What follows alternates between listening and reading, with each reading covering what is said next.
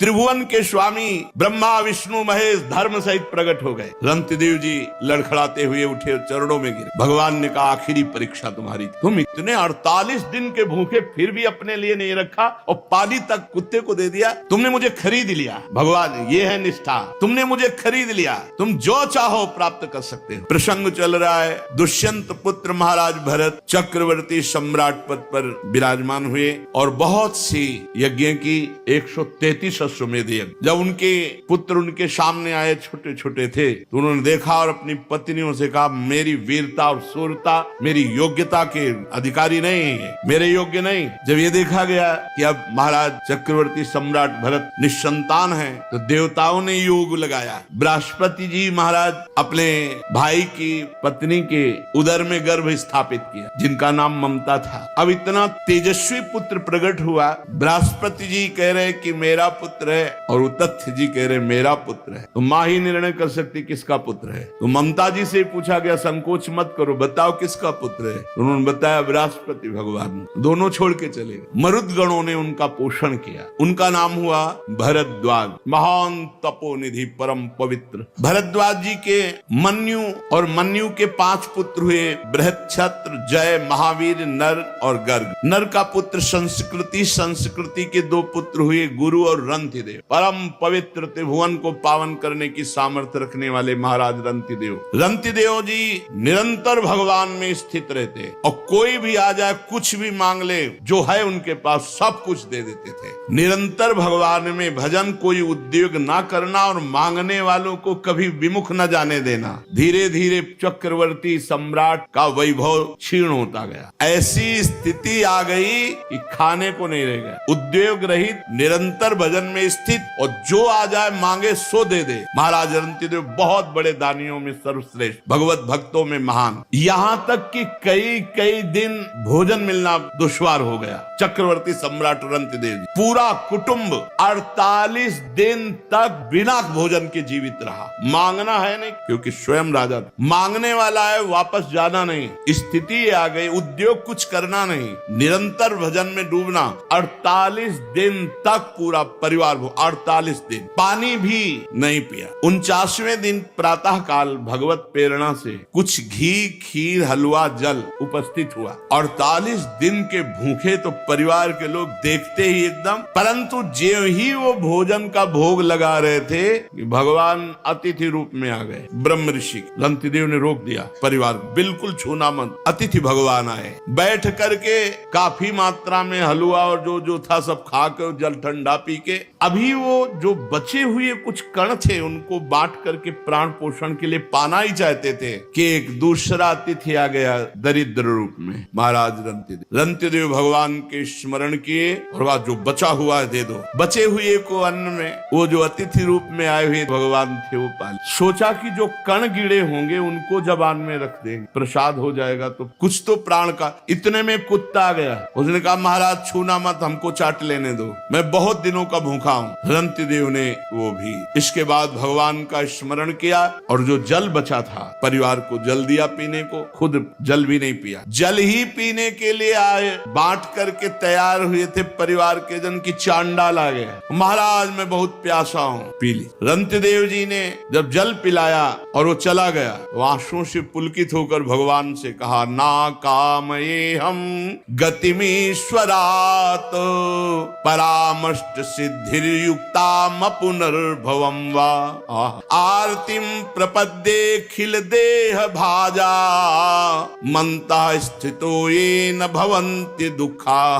प्रभो मैं आपसे कुछ नहीं चाहता, ना आठों सिद्धियां चाहता हूँ, ना परम पद चाहता हूँ, ना अपना कल्याण चाहता हूँ। मुझको एक सामर्थ्य दे दो, मेरे विश्व में कोई दुखी न रहे, सबका दुख मेरे ऊपर आ जाए। कोई भूखा न रहे, कोई प्यासा न रहे, कोई दुखी न रहे, सबका दुख मेरे ऊपर आ जाए और सब सुखी हो जाए। महाराज रंतिदेव जी, ये भगवान की भक्त की महिमा। मेरे को इतनी सामर्थ्य दो कि पूरे विश्व ब्रह्मांड का दुख मैं सह सकूं, मैं स्वयं भोगूं और कोई भी दुखी न रह जाए। ये प्राणी दीन हो रहा है, कोई जल पीना चाहता है, कोई भोजन के लिए तड़प रहा है, किसी की शरीर की पीड़ा, कोई रोग से ग्रसित है, कोई शोक से, कोई मोह से। मैं नहीं सुखी होना चाहता, हे भगवान सबका दुख मुझे दे दो, सब सुखी हो जाए। क्या हृदय भक्का। रंतिदेव जी ने भगवान भगवान से जे ही प्रार्थना की तो कुत्ता, चांडाल, भूखा अतिथि और ब्रह्म ऋषि, वो कोई और नहीं थे, स्वयं भगवान ब्रह्मा, शंकर, हरि, धर्म, स्वयं मूर्तिमान त्रिभुवन के स्वामी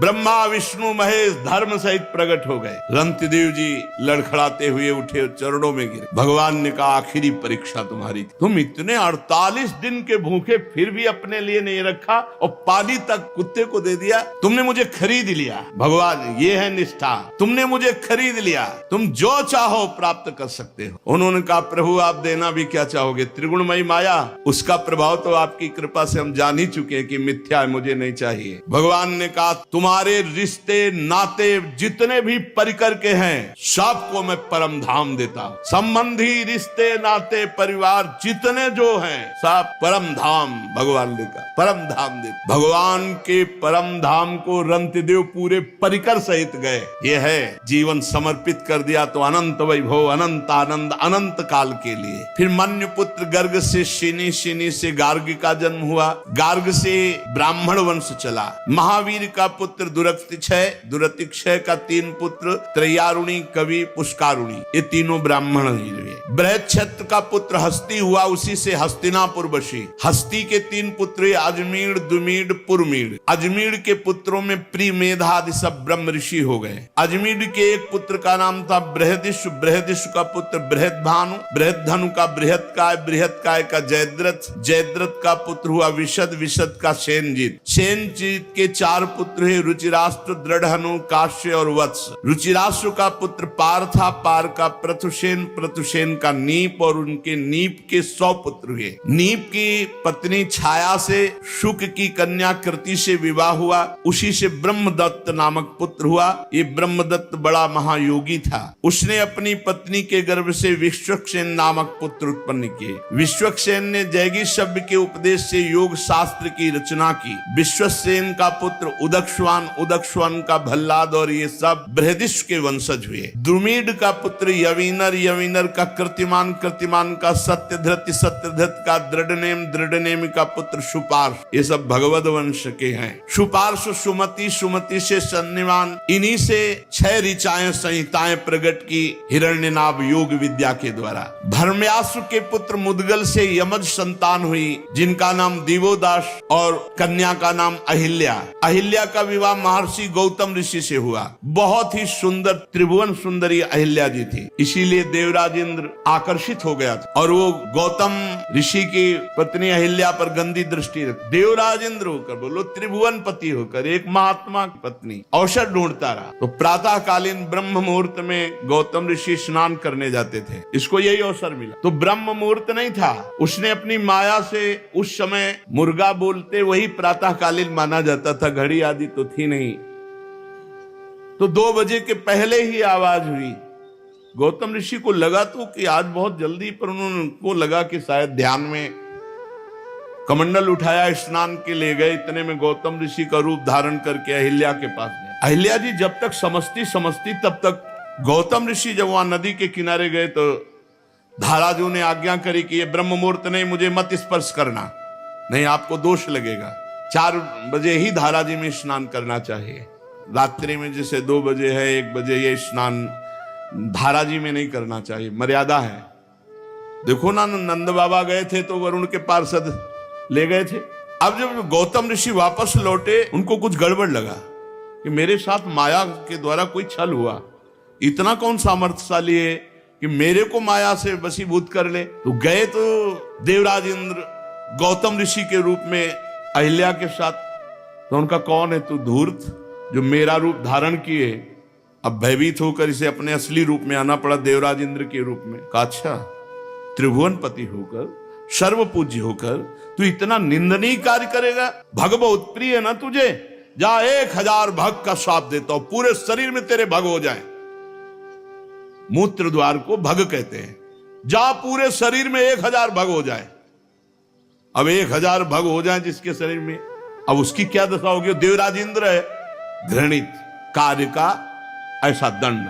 चरणों में गिर पर रोने लगा। महात्मा गौतम जी के चरणों में गिर गया, रोने लगा, महाराज क्षमा करो और उद्धार करो मेरा, मैं कैसे सिंहासन पर बैठूंगा?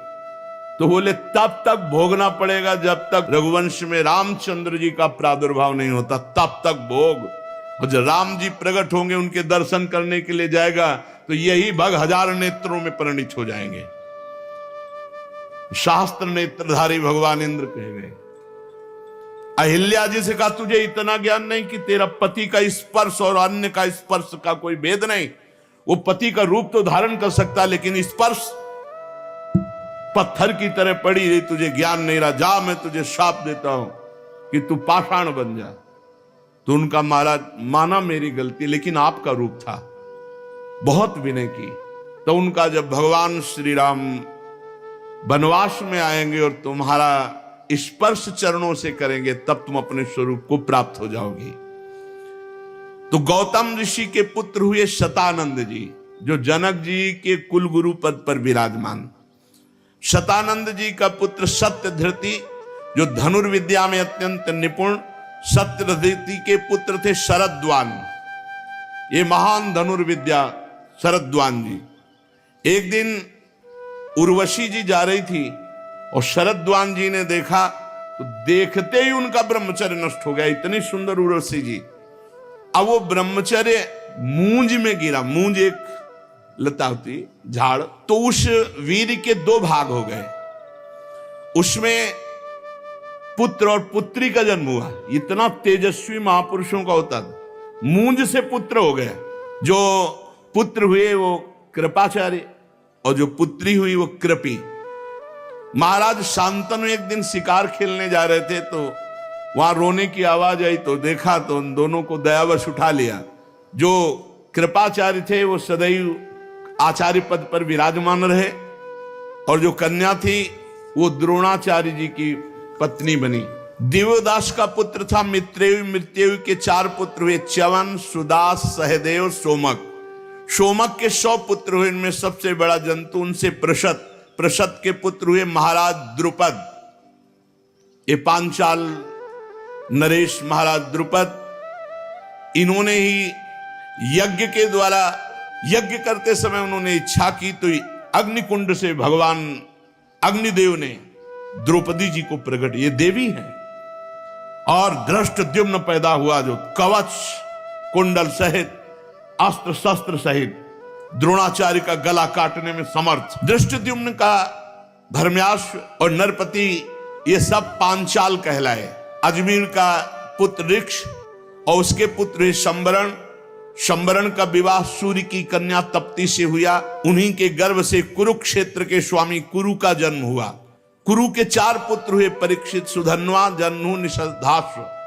सुधन्वा से सुहोत्र, सुहोत्र से च्यवन, च्यवन से कृति, कृति से उपरिचर वसु और उपरिचर वसु से बृहद्दत्त। ये उपरिचर वसु बड़े ही महान भागवत थे। ये अपने तपोबल से ब्रह्मलोक प्राप्त किया और ब्रह्मलोक में बैठे हुए थे। वहां देवी गंगा पधारी। उपरिचर वसु की एकदम दृष्टि गई, सब सर झुकाकर खड़े हो गए, लेकिन ये गंगा जी की तरफ देखते रहे और गंगा जी भी उपरिचर वसु की तरफ देखती रही। ब्रह्मा जी ने कहा, ब्रह्मलोक की मर्यादा के विरुद्ध तुमने दृष्टि डाली, इसलिए तुम दोनों मृत्यु लोक को प्राप्त हो, और तुम्हारी परस्पर आसक्ति देखी गई, इसलिए तुम पति पत्नी के रूप में प्राप्त हो।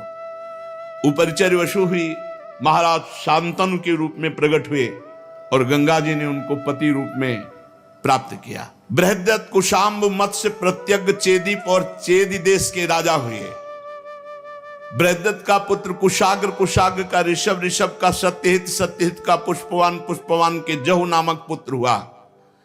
और बृहद्रथ की एक पत्नी से एक टुकड़ा और दूसरी पत्नी से 2 टुकड़ा ऐसे प्रकट हुए। अब बृहद्रथ ने देखा कि तो अलग अलग टुकड़े 2 रानियों से बेकार, तो किसी वृक्ष के नीचे गड़वा दिया। जरा नाम की एक राक्षसी घूम रही थी, उसको गंध आई मांस की, तो खाने के उद्देश्य से उसको वहीं 2 अलग अलग टुकड़े थे ऐसे उठाया और बहुत प्रसन्न होगा, जियो जियो जियो जियो। वो जी गया और रोने लगा। तो उसने सोचा कि जिंदा क्या खाना, ये बालक अगर हमारे महाराज बृहदस्यु को प्राप्त हो तो बड़ी राक्षसी चमत्कारिणी थी, वो गई और कहा महाराज की जय हो, हमें 2 टुकड़े मिले, उनको जोड़ा तो पुत्र बन गया। बोले मेरे ही रानी के टुकड़े थे, मैंने ही गड़वाए थे, वो तो मेरा ही पुत्र है। तो जरा राक्षसी के द्वारा जोड़ने के कारण उसका नाम जरासंध हुआ।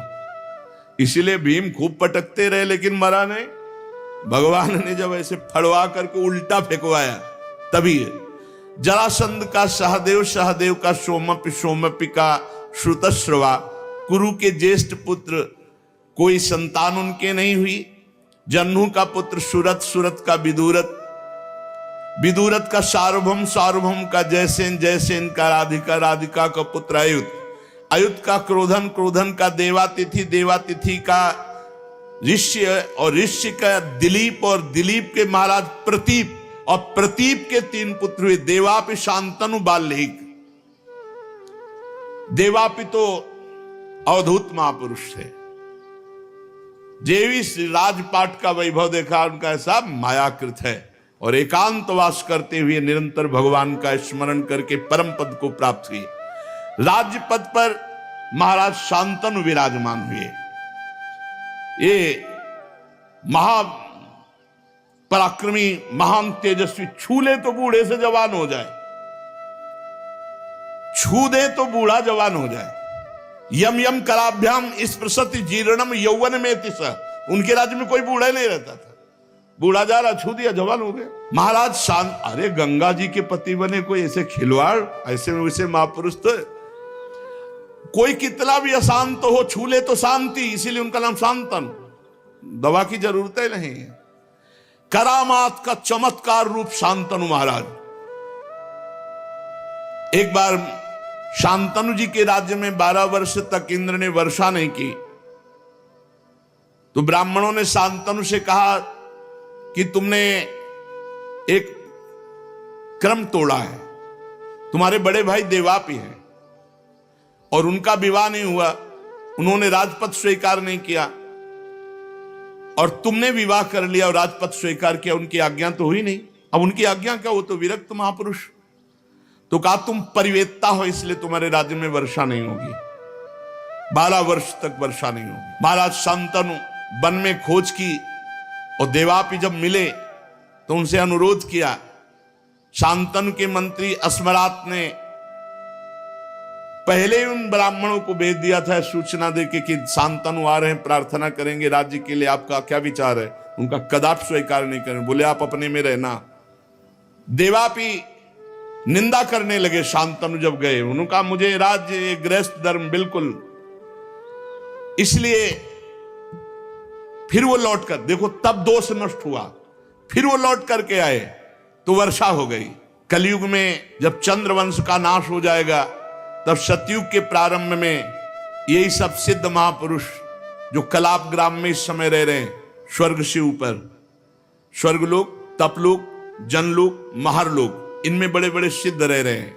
शांतनु जी एक दिन गंगा के किनारे घूम रहे थे, तो उनको एक सुंदरी मिली, वो गंगा जी ही थी।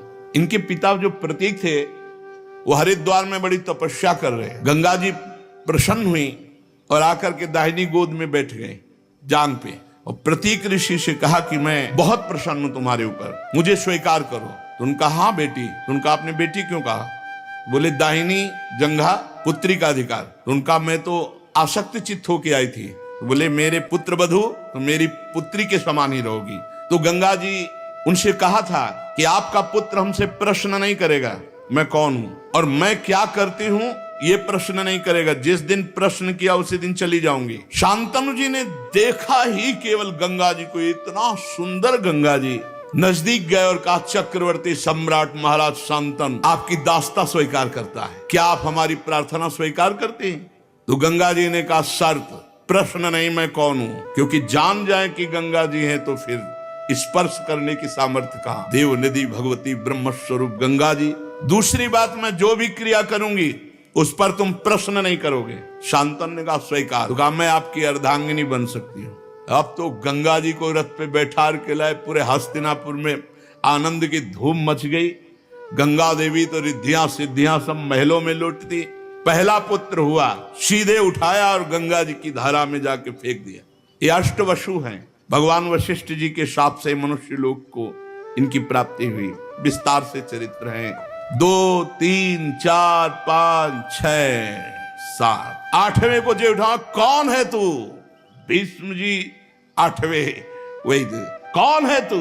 अष्टवसुओं में वही। ऐसी मां तो मैंने कहीं नहीं देखा कि पैदा होते ही अपने पुत्र का वध कर दे, गंगा की धारा में फेंक दे। तू कौन है? ऐसी कैसी मां है तू? विकल हो गए महाराज शांतनु। गंगा जी ने कहा बस बस सावधान, तुम अब परिचय जानो, मैं ब्रह्मपुत्री गंगा हूं। हाथे जुड़ गए महाराज शांतनु। और मैं केवल साप के वशीभूत होकर आई थी, अब जा रही हूं, और ये पुत्र तुम्हें पूर्ण ज्ञानी महात्मा बना कर दूंगी।